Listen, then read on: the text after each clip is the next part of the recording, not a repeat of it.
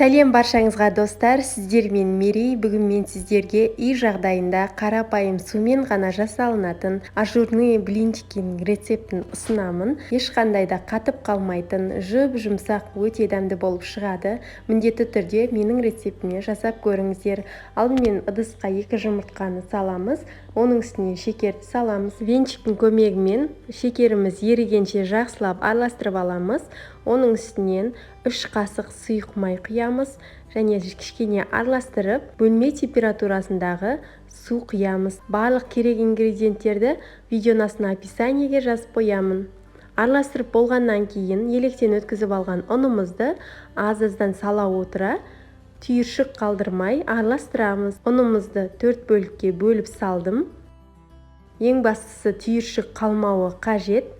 Венчиктің көмегімен үздіксіз тоқтатпай араластырып отырсаңыздар, түйіршік қалмайтын болады. Оның үстінен қопсытқышты қосамыз. Қопсытқыштың орнына сода қолдансаңыздар болады. Араластырып алғаннан кейін ыстық қайнап тұрған суды алып, оны да 2-3 бөлікке бөліп құйып аламыз. Сонда біздің массамыз дайын болады. Міне барлығын құйып алғаннан кейін сұйық масса дайын болады. Блинчигімізді пісіруімізге дайындаламыз.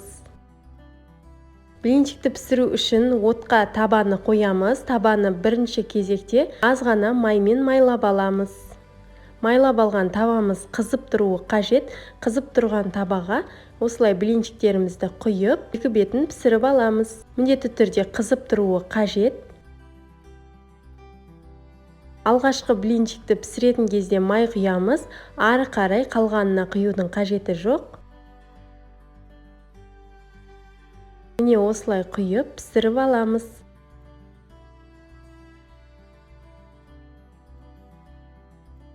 Құрамы қарапайым, үйде бар затпен жасалынады, өте дәмді болып шығады. Міндетті түрде жасап көріңіздер. Өте оңай әрі тез жасалынады.